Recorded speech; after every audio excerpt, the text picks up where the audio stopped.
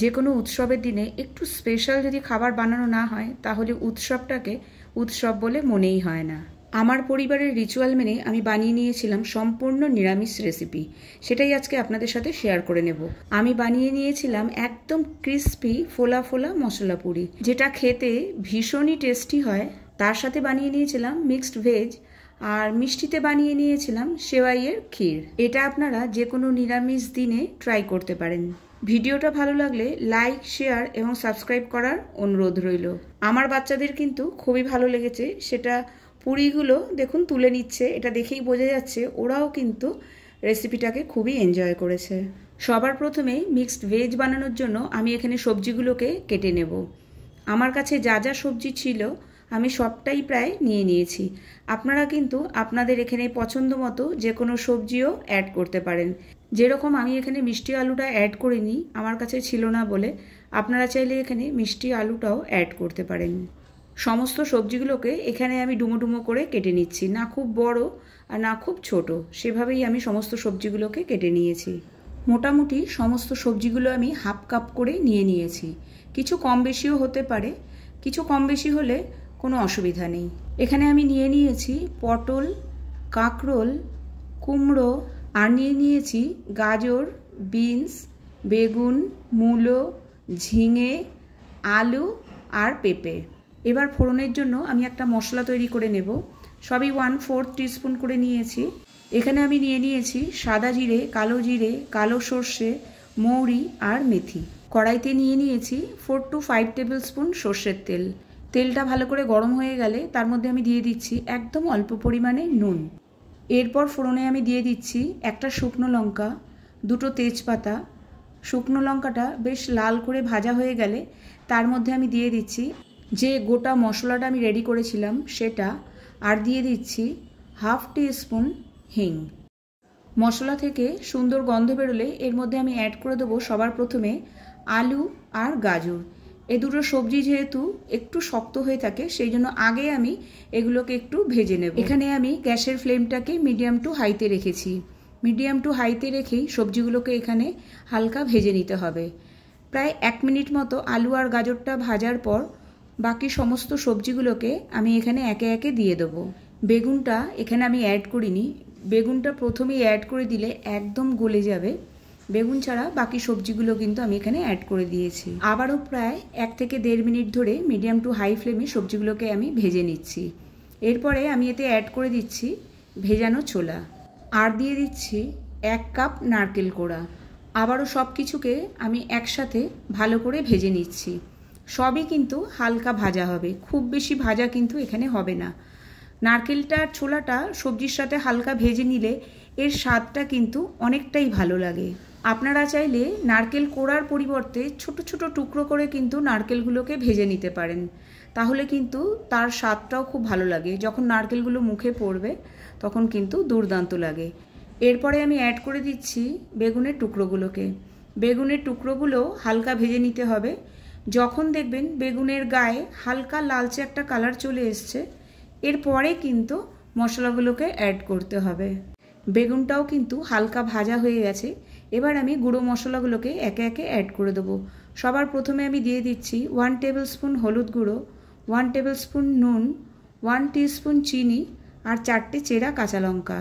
এখানে ঝালটা আর নুনটা আপনারা আপনাদের স্বাদ অনুযায়ী ব্যবহার করবেন, তবে চিনিটা স্কিপ করবেন না। এই নিরামিষ তরকারিতে কিন্তু চিনিটা দিলে একটা স্বাদের মাত্রা আলাদাই বেড়ে যায়। এবার আমি সব কিছুকে মিশিয়ে নিয়ে কড়াইটাকে ঢেকে রেখে দেবো। এই সময় গ্যাসের ফ্লেমটাকে আমি লোতে রাখবো, আর সবজিতে কোনো রকম জল অ্যাড করবেন না। লোতে ঢেকে রান্না করার ফলে যে সবজি থেকে জলটা বেরোবে তাতেই কিন্তু সবজিগুলো সেদ্ধ হয়ে যাবে। সবজিটা সেদ্ধ হতে হতে চলে যাব নেক্সট স্টেপে।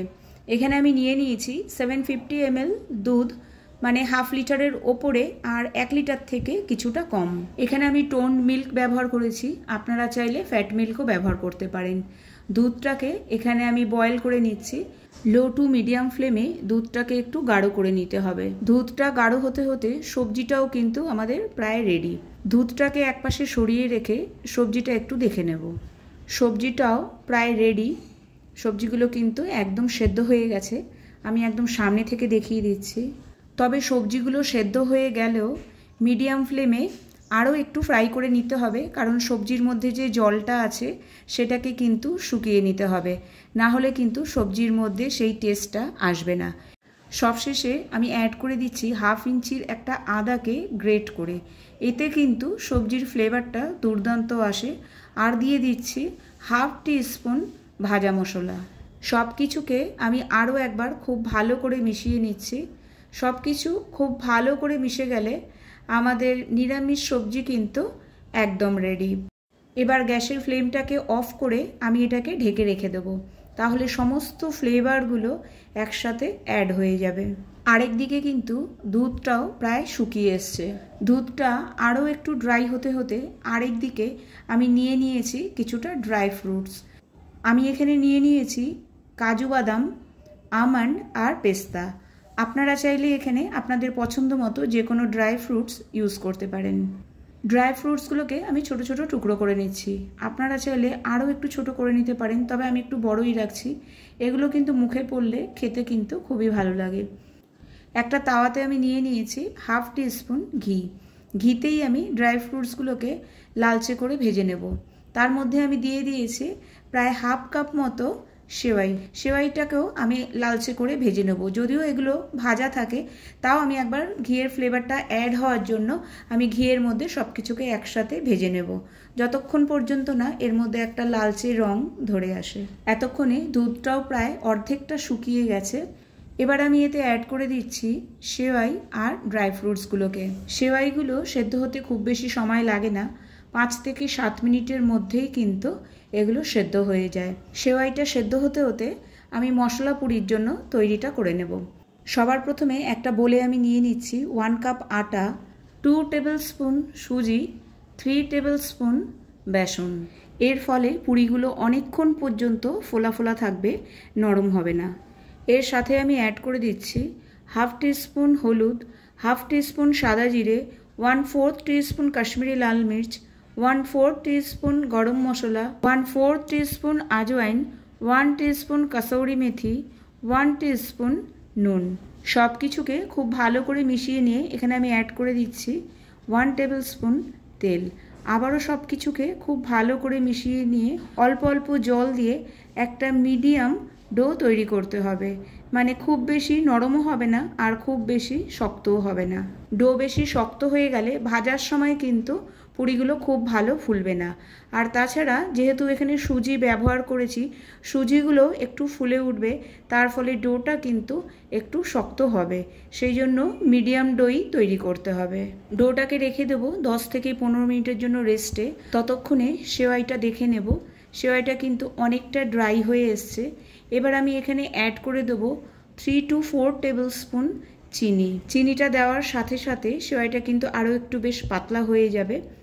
আপনারা চাইলে এখানে এলাচ গুঁড়ো অথবা কেশর যে কোনো কিছুই ইচ্ছামতো ব্যবহার করতে পারেন, তবে আমি আজকে ভীষণই সিম্পল রেখেছি, যার ফলে আমি কিছুই অ্যাড করিনি।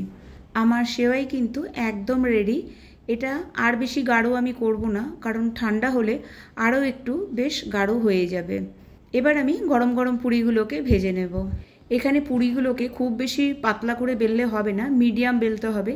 রোজকার আমরা যে পুরিগুলো বেলি পাতলা করে, সেরকম বেললে হবে না, কারণ যেহেতু এখানে বিভিন্ন ধরনের মশলা অ্যাড করা আছে। পুরিগুলো খুব বেশি পাতলা হয়ে গেলে ভালো করে কিন্তু ফুলবে না। আর এখানে তেলের টেম্পারেচারটাও ঠিক রাখতে হবে, মানে ভালো করে তেলটাকে গরম করে নিতে হবে। আর যখন পুরিগুলোকে ছাড়বেন তখন মিডিয়াম করে নিতে হবে, তাহলে দেখবেন প্রত্যেকটা পুরি কিন্তু একদম ফোলা ফোলা হবে। আর অবশ্যই আমাকে জানাবেন আমার ভিডিও আপনাদের কেমন লাগে, আর আপনারা বাড়িতে আমার কোন কোন রেসিপিগুলো ট্রাই করেছেন। এর আগেও আমি বেশ কয়েকটা নিরামিষ রেসিপি শেয়ার করেছি without onion and garlic. Description বক্সে আমি লিঙ্কটা দিয়ে দেবো, আর চাইলে আপনারা সেগুলোকে ভিজিট করতে পারেন। আজকের ডিনারের থালিটা কিন্তু ভীষণই সিম্পল কিন্তু ডিলিশিয়াস। অবশ্যই জানাবেন আপনাদের কেমন লাগলো। অবশ্যই বাড়িতে একবার হলেও ট্রাই করবেন, আর আমাকে কমেন্ট বক্সে কমেন্ট করে জানাবেন আজকের রেসিপি আপনাদের কেমন লাগলো। ভালো লাগলে অবশ্যই একটা লাইক দিয়ে দেবেন। আবার দেখা হবে নেক্সট রেসিপির সাথে। টাটা।